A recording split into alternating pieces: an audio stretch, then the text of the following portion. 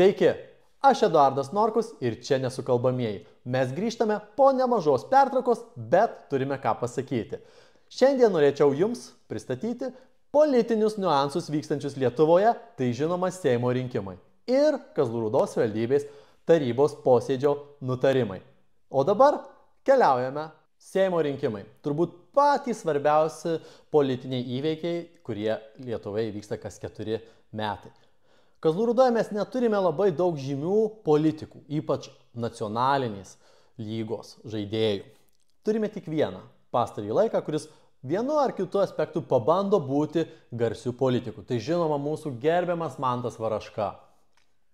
Kaip meiliai aš jį vadinu, Mantuku.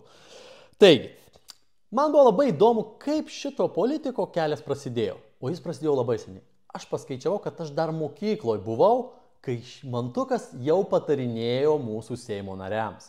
Žinoma, be patarinėdamas ir pats susimanė pabūti Seimo nariu. Ir tai vyko labai greitai, 2008 metais. Nors prieš tai patarinėjau tik 2 metus dviem skirtingiems Seimo nariams. Taigi, o kaip jis pateko į tą Seimą? Nepriklausomas. Žinoma, turbūt dar jaunesni arba vyresni atsimenat, kokios šventės vyko tais metais Kazlų Rūdoje. Aišku, žinoma, už patarėjo atlyginimą buvo kviečiami įvairiausio kalibro atlikėjai. Buvo nuostabūs metai, koncertai ir šventės kiekvienam kaime po 3-4 kartus. Buvo nuostabu. Taigi, bet kaip jaunam politikui, Seime buvo sudėtinga rasti savo vietą. Ir kaip jaunas politikas, jaunas vaikinas, jisai surado net 5 meilės Seime. Viena meilė net buvo Tėvynės sąjunga, kas iš tiesų mane nustebino. Bet beieškant dažniausiai tenka nusivilti. Ir tas nusivylimas nukeliavo į tokią Seimo grupę, kurio dažniausiai, kaip čia pasakius, yra politikai, kurie arba nelabai pritampa, arba nelabai reikalingi kitiems. Tai yra mišri Seimo grupė. Bet toje Seimo grupėje įsiplieskė tikra meilė. Pirmoji meilė. Meilė tetai. Tetai socialdemokratijai. Po šitos kadencijos mūsų gerbiamas Mantukas pradėjo bendrauti su socialdemokratais. Žinoma, į Seimą jau nepateko sekančią kadenciją, bet tapo mūsų ministrų padėjėjų. Taigi, kokie tie ministrai? Žinoma, tai mūsų auksinių šaukštų maestro Juozas Oleka. Toliau sekė sveikatos apsaugos ministras. Nes, jeigu tu medikui patarinėjai krašto apsaugoj, tai turbūt sveikatos apsaugoj tikrai gali patarinėti.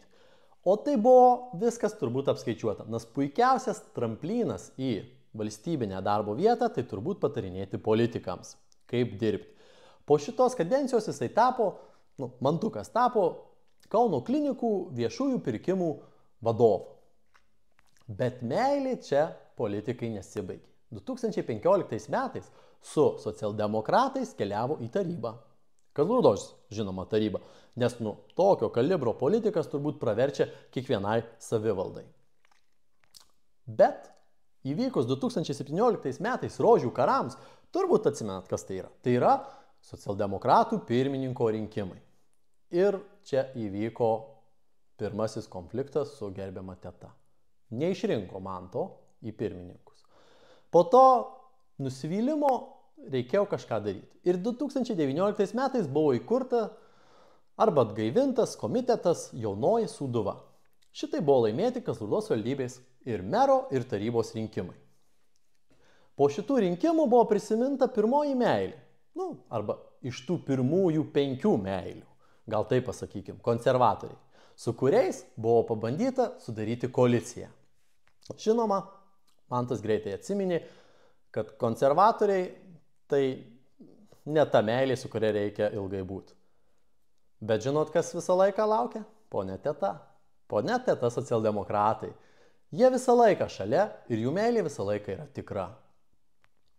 Taigi, šitą meilę jam padėjo laimėti ir sekančius rinkimus ir jau su kitu komitetu, tai jau buvo Jaunoji Kazlų Rūda.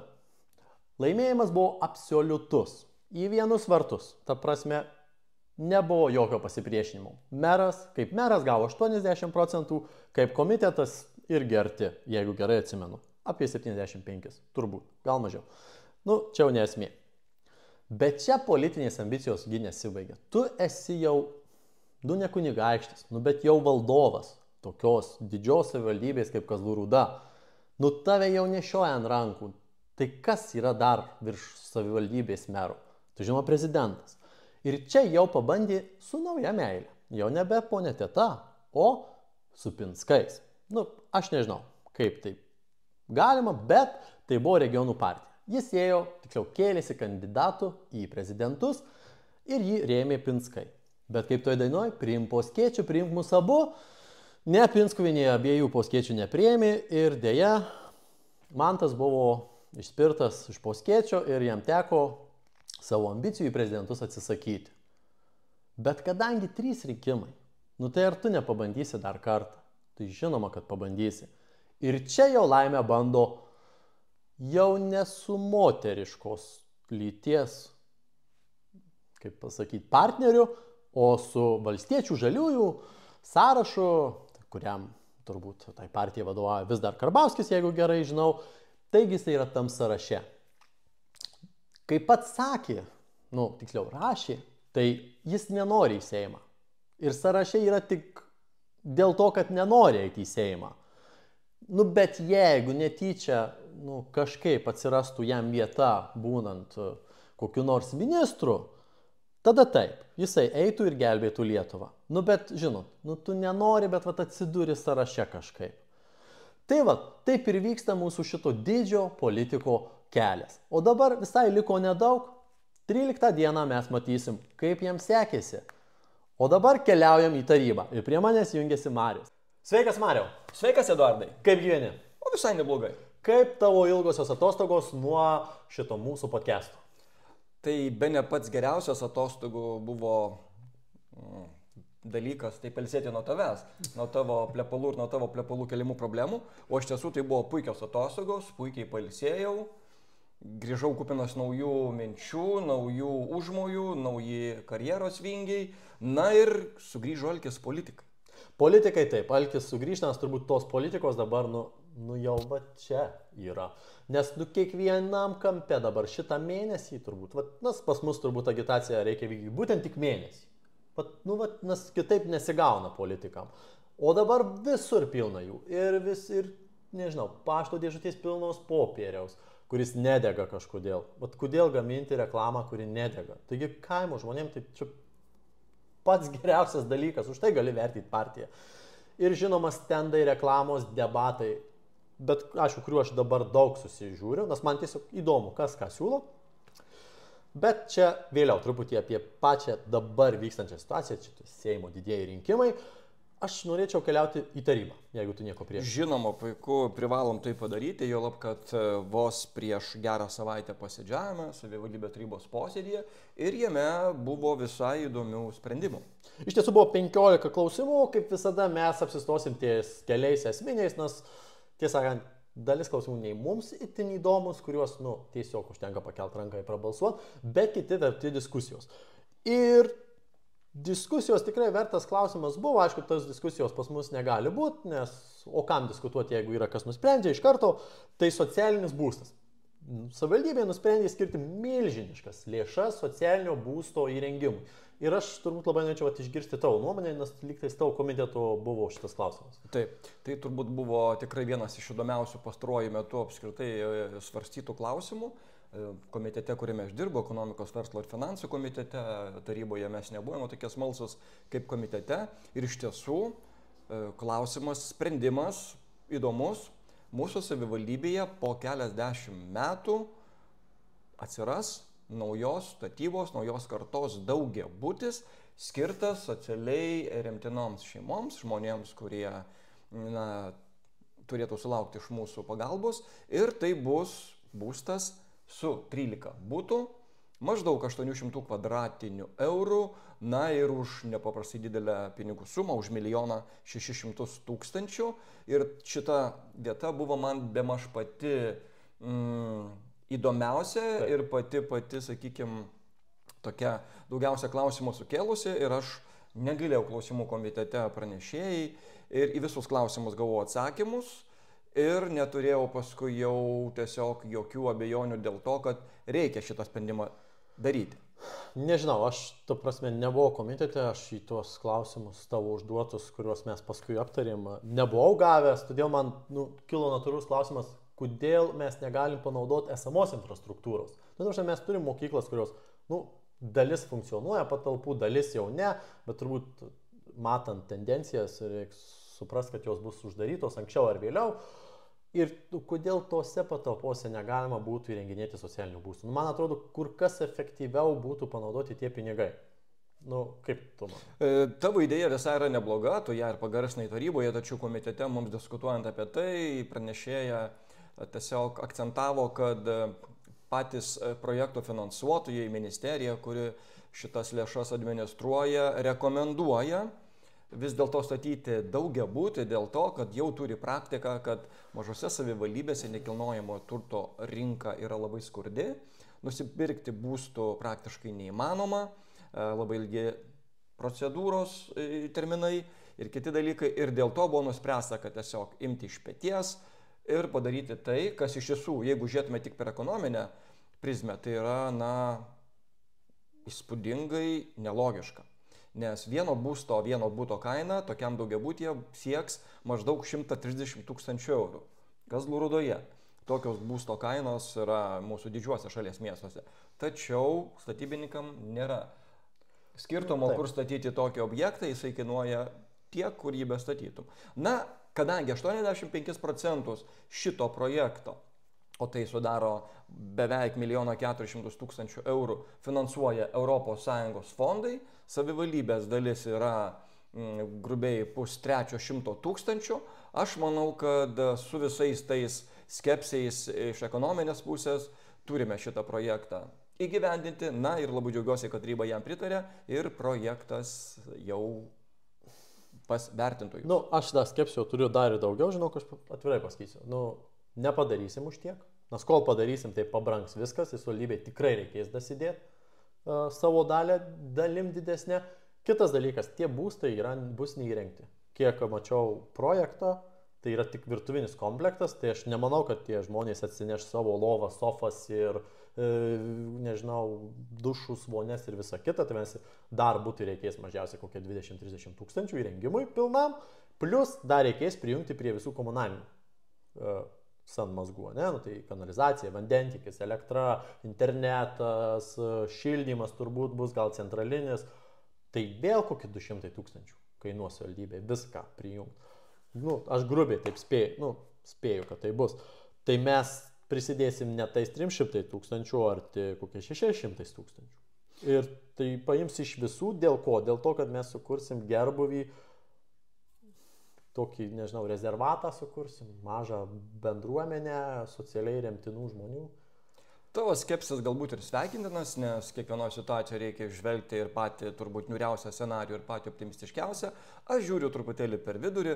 Kai kurie minimi techniniai dalykai, kuriuos susakai, nebejoju, kad bus įspręsti jau projekto apimtyje, nes tiesiog negali pradėti eksploatuoti tokio objekto, netlikęs tam tikrų dalykų, kur tu mini ir sakai, tačiau dėl galimo pabrangimo neatmestina, nes statybos yra labai dinamiškas verslas, priklausomas nuo įvairių išorinių aplinkybių ir duok dieve, kad nebūtų kokių kataklizmų, kurie pabrangintų projektą vos tik jam prasidėjus, o Daukanto gatvės daugiabučių kaiminystėje įsikurtų pagaliau, gražus daugiabutis, skirtas tiems žmonėms, kurie labai šito laukia. Ir labai tikiu ir laukiu, kuomet keliasdešimt žmonių mūsų savivaldybėje, mūsų mieste galės džiaugtis savo namais. Gerai, manau, šitą klausimą galim uždaryti. Toliau, Kazlų Rūdoje atsiras oro matuoklis taršos, monitoringo toksai aparatas, kuriuo pagal vieną straipsnį tyro oro savivaldybėje matuosis dar tyresnį orą.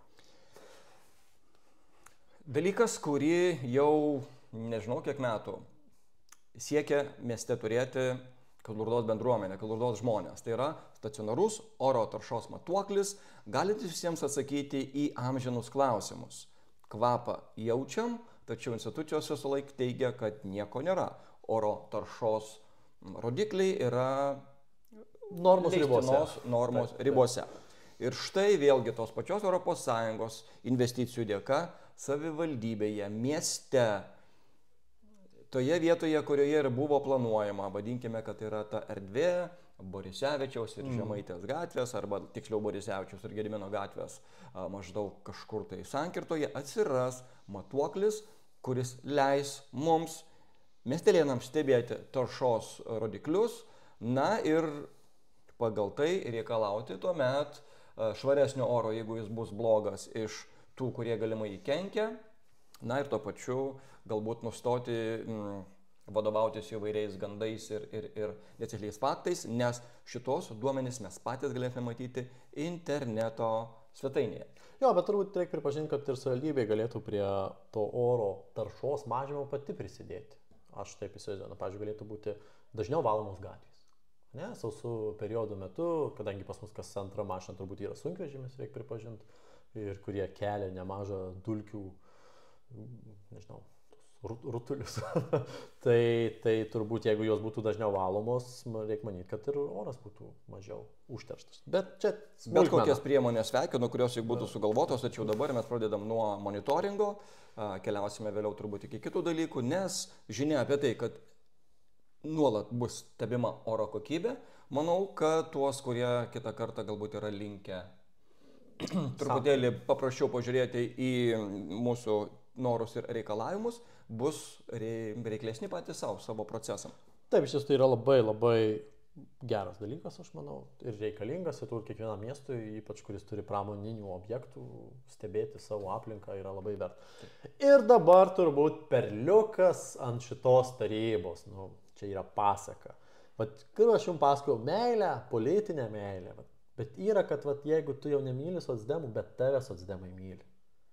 Ir vienas iš tarybos sprendimų buvo, kad mūsų gerbiamas socialdemokratas, daugiametis turbūt socialdemokratų narys, keliauja į vicemerus, palikdamas visą socialdemokratų ašarų pakalnę už nugarį.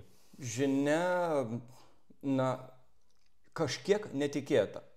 Netikėtumas yra tame, kad mūsų žiniomis, kurių mes dar negalime patvirtinti, bet bent jau politinės apkalbos kalba, tai yra, kad buvęs socialdemokratų kandidatas į savivaldybės merus, ilgametis skyriaus lyderis Justinas Kazla išmaino socialdemokratų partiją į vicemero pareigas.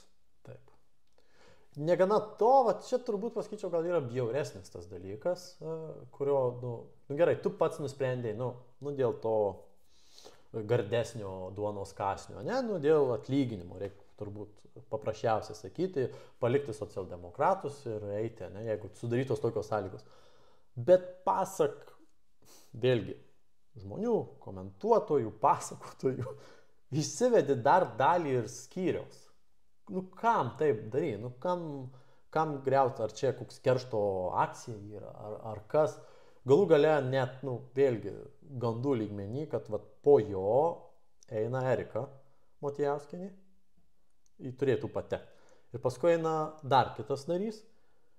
Ir kad socialdemokratų frakcija negautų to nario, jis jau yra viliojamas į jaunąją Kazlų Rūdą. Kam taip daryti? Tu turi ir taip daugumą. Tas vienas narys, tau jau nereikalingas. Tau reikia... Man tai čia atrodo tokia, keršto akcija, Aš jums įrodysiu, kad didžiosios partijos yra niekas. O komitetas tai čia jėga. Ir aš galiu paimti ir sulaužyti jį. Tokiais metodais, tokiais veiksmais panašu, kad Kazlų politika visai sunyks. Liks tik tai mano ir tavo užsiėmimais prieš vaizdo kamerą kalbėti, politikuoti ir susilaukti po to dažniausiai įvairių pasiekmių. Taip. Tačiau Kazlų nebeliko tos politikos, kuri turėtų būti, ta, kuri dirba demokratijai. Kazlų liko valdžios partijos ir atlyginimų partijos. Tai yra principai, idėjos dėja keliauja į antrą pusę ir visi elgiasi taip, kaip jiems tuo metu yra naudingiau. Liūdna, bet yra tokia realybė, iš to mes dramos nepadarėme. Vicemerui turėjome tam tikrų klausimų, į tos klausimus atsakymus, pavadinkim, kad gavome, jie buvo perskaityti iš lapelio, ten nėra net ir ko suklysti, temos aiškios, kurias kuruos, belieka palinkėti sėkmės, na, o mes pažadame būti reikliais ir naujajam vicemerui, ir naujajai padidėjusiai politiniai valdžiai, nes, na, jeigu jau toks didžiulis valdymo aparatas, 2 vicemerai, mano žiniomis nuo kito mėnesio, o gal net ir nuo šio mėnesio pabaigos ir administracijos direktoriaus pavaduotojas atsiras, tai žodžiu, tokio sąstato, tokios apimties valdininkėje turėtų paplušėti kaip reikalas, kad Kazlų Rūda taptų, na, iš tiesų, jau čia busim tikrai tyro klestinčių miestų savivaldybė ir mums nebeliks jokių problemų, kurios mes nuolat pastebėme. Jo, paminėjai tuos šlapuko skaitymo, kaip tik prisiminiau, tai yra juokinga, kai tu uždavėjai klausimą, kokios jūsų pirmieji darbai kokie bus. Tu ant tiek gerai pasiruošęs, kad tu turi perskaityti, koks tavo pirmasis darbas bus tampant vicemeru. Arba tu ant tiek žinai, ką veiksi, būdamas vicemeru, kad tu turi pasiskaityti savo funkcijas. Ta prasme, tai galėjai ateiti jau bent pasiruošęs, žinai, šitus pagrindinius klausimus. Ar ant tiek, aišku, čia ant tiek nebesvarbu. Jau. Aš šitai žiūrėjau visiškai normaliai. Žinai, Eduardai, iš tiesų yra ir tam tikras jaudulys. Taip tik tai atrodo, kad čia jau yra sutarta, sukalbėta, balsai tave tiesiog nuneš į tavo išsvajotą šiltą vietą. Tačiau iš tiesų, kiekvieną kartą jauti mažą įtampą, aš pats esu tokiam vaidmenį buvęs, ir tu nežinai, kokį klausimą gali sulaukti, ir tu gali tiesiog iš jaudulio imti ir pasakyti ne tai, ką norėjai. Todėl apsidraudimas turint tam tikrus užrašus po akimis yra visai neblogai, tačiau šiuo atveju taip, vicemeras su didžiulė patirtimi, darysintis tuos pačius darbus, kuriuos jau turėjo galimybę daryti, tiesiog perskaitė tai, ką darys. Na ir kaip minėjau, ne per seniausiai, didžiulės sėkmės jam ir tikimės tų jo užsibrėžtų tikslų tiesiog puikaus įgyvendinimo. Gerai, visgi yra pagrindinė tema politika ir Seimo rinkimai. Dabar, Mariau, pažaisim tokį žaidimą. Aš tau pavardysiu būsimus arba galimai, arba tiksliau žmonės, kurie pretenduoja keliauti į Seimą. Yra 14 ministerijų dabar ir yra 14 kandidatų užimti ministerijose vietas, tapti ministrais. Tai dabar aš ramiai tau skaitysiu pavardės, ir tu galėsi pabandyti padėlioti. Kiek atsiminsi tų ministerijų, nes jų yra 14, aš net nemaniau, kad mes jų tiek daug turim. Tikrai gėda prisipažinti, bet aš nemaniau, kad mes jų tiek daug turim. Taigi, pradėsiu nuo turbūt tiesiog, taip kaip susirašiau. Taigi, Artūras Orlauskas, Naglis Puteikis, Eduardas Vaitkus, Zenonas Vaigauskas, Valius Ąžuolas, Valdas Tutkus, Viktoras Uspaskichas, Mindaugas Puidokas, Remigijus Žemaitaitis, Agnė Širinskienė, Valdemaras Tomoševskis, mūsų svečias visai neseniai buvęs Kazlų Rūdoj Jaroslav Norkevič, privačių namų statybos organizacijos kažkoks dalyvis, Žilvinas Tratas ir žinoma, čia negerai parašiau, žinau, virš Aistės Pilvelytės parašiau Tratą. Čia turėjo būti kitas turbūt kandidatas. Bet nebesvarbu. Ir Aistė Pilvelytė. Tu čia ir šoviai. Parinkau aš čia tokius geresnius. Žinai, tu turbūt, kad tik paryškinai visas šitos rinkimų kampanijos antižvaigždės.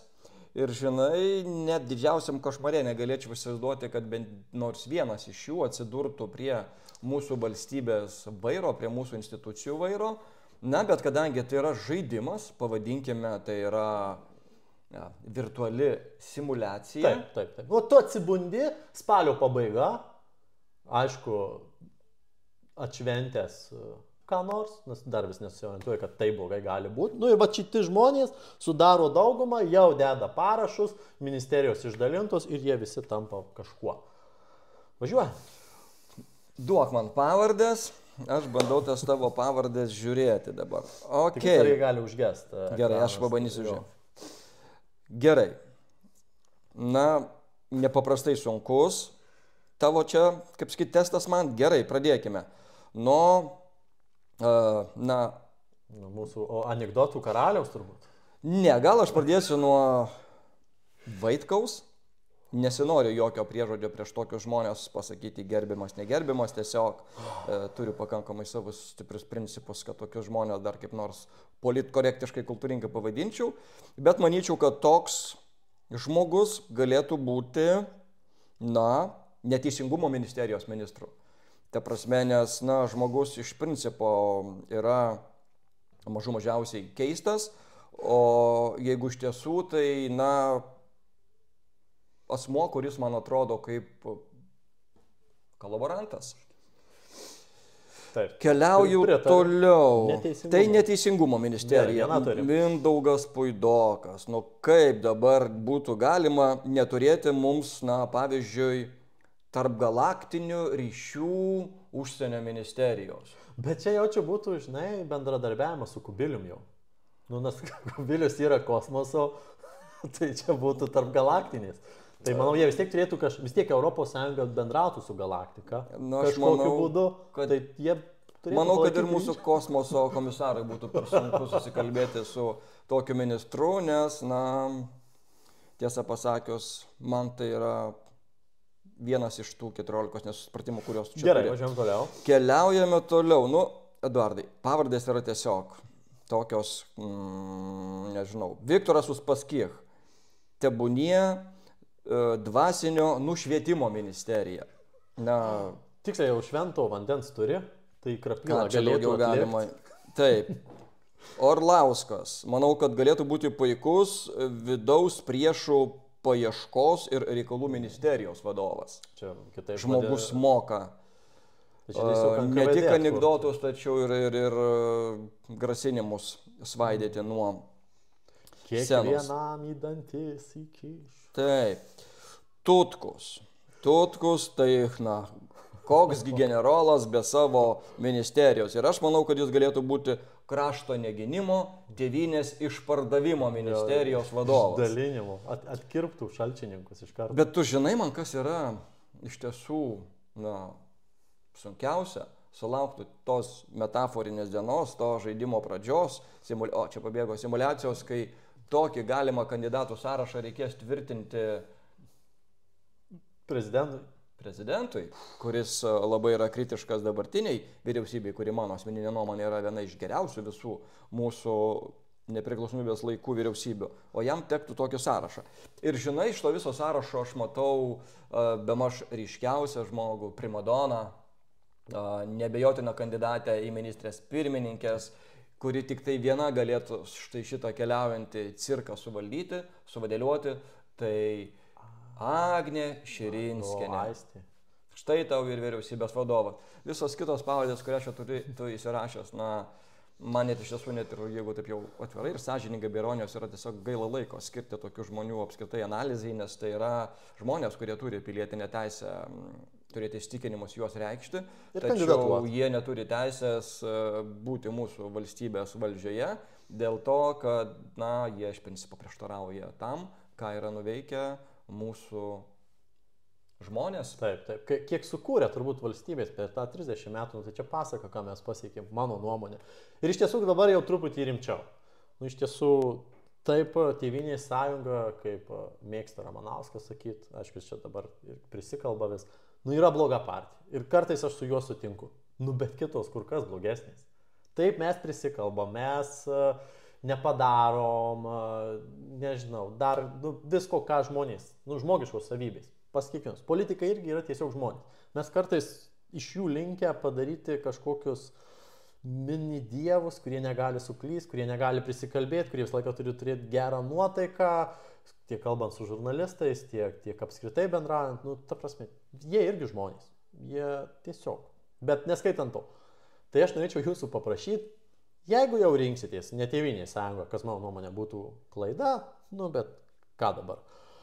Tai balsuokit už tuos politikus sąrašuose, kurie jau turi patirties, kurie bent jau savivaldos taryboje buvo, bent jau Seime kadencijas buvo. Įsivaizduokit, tas žmogus, kuris net nebuvęs politiko ateina į Seimą, tai jis 2 metus blūdėja, kol supranta, kas ten ir kaip veikia. Tai įsivaizduokit, kokia kokybė mūsų leidžiamosios įstatymų visos, veiklos vyksta.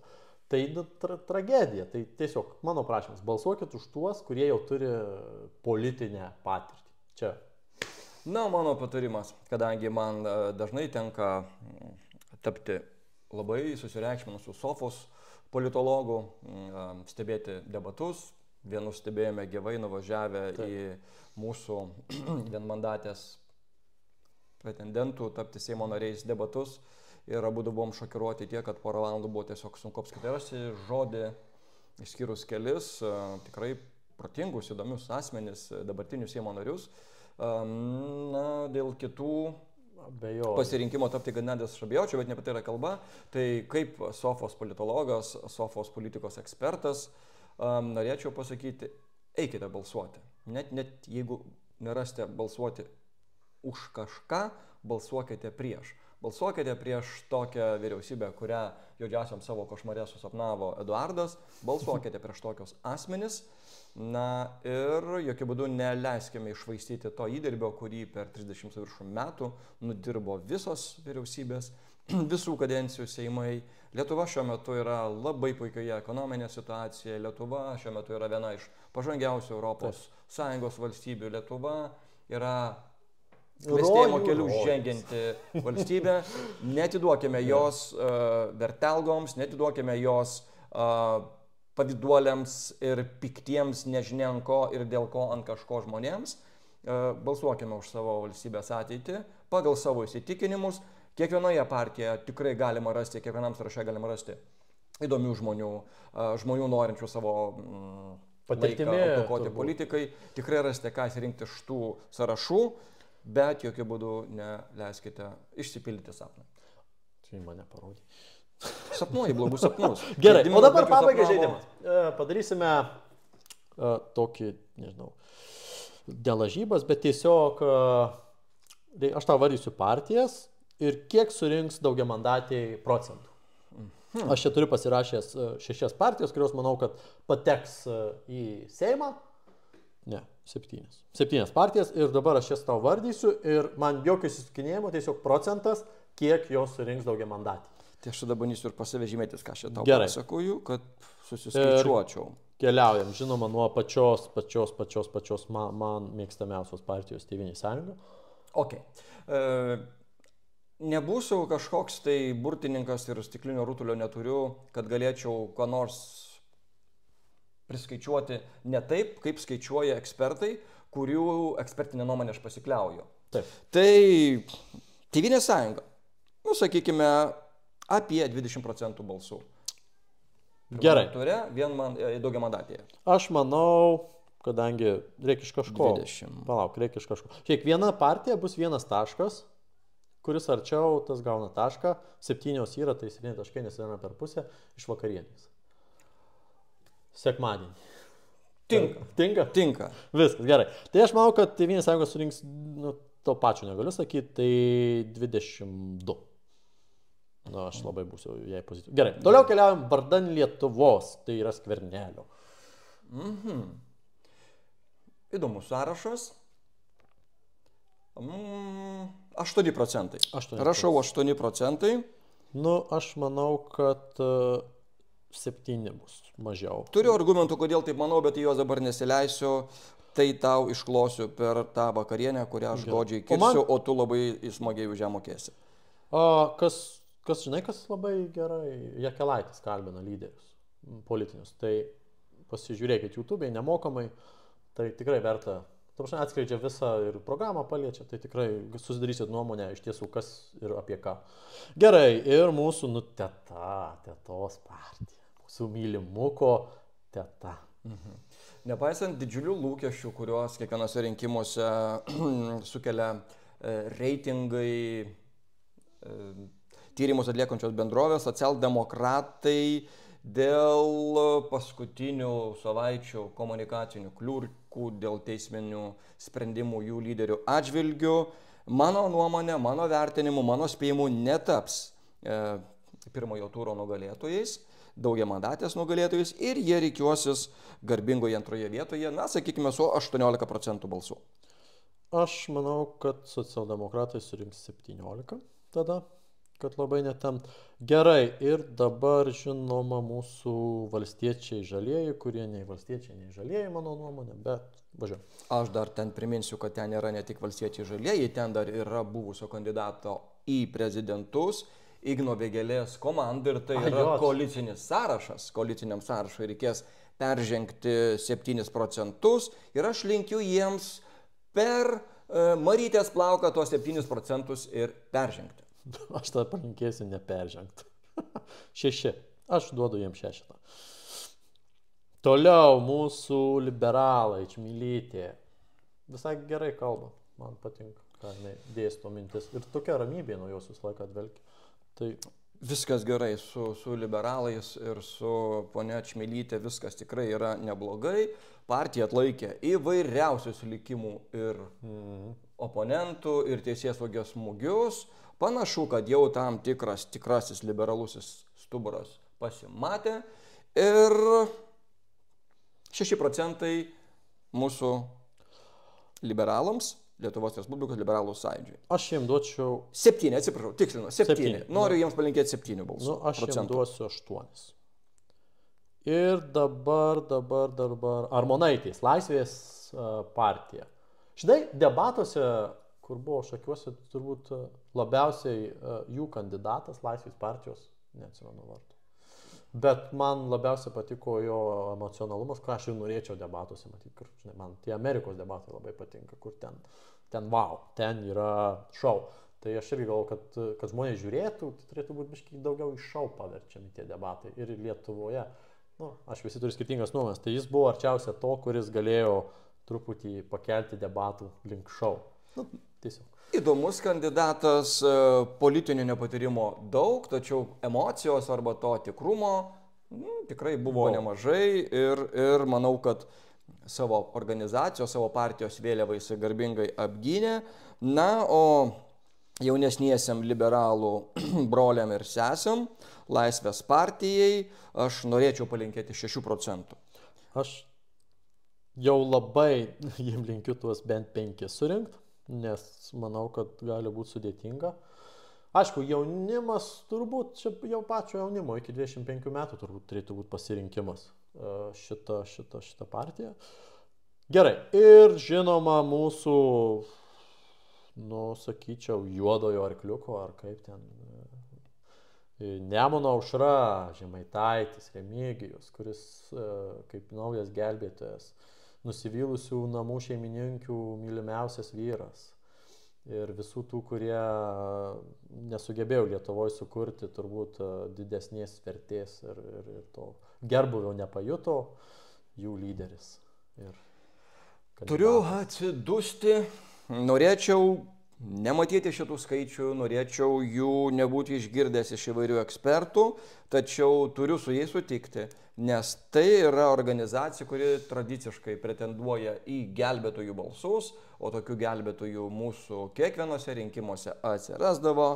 Prisiminkime ir Šaumenų partiją arba Arūno Valinsko vedamą sąrašą, kitos organizacijos. Tai taip kaip ir daugiau mažiau sako politologai, tai ką sako apklausų rezultatai, dėja, bet apie 13% šita partija gali ir uždirbti iš mūsų rinkėjų naivumo. Manau, kad jie gaus 15. Bus skirtingai. Bet mes čia labai panašiai surašėm, turbūt gal dėl to, kad pakankamai esam informuoti apie tai, kas vyksta, turbūt apklausos ir visa kita, ir tą jausmą turim, kaip kas gali susiklostyti. Gal savo partiją galim būti maloniai arba nemaloniai nustebę, kai nesurinks to, ką sakom, nes visko gali būti. Ir kaip dažnai mėgsta pasakyti, didžiųjų miestai gali ir nesubalsuoti.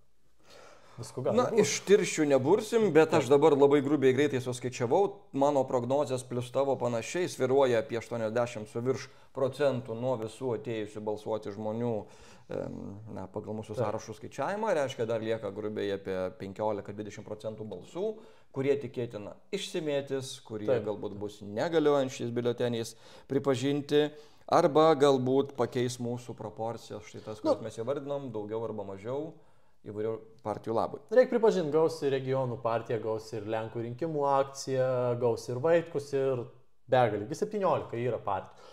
Žinai, dar pabaigai užsirašiau keletą tokių įdomesnių, kur užsirašau. Tokia partija yra pavadinimu Kartu su Vyčiu ir dar vienas Sąjūdis už miškus Jaunoji Lietuva.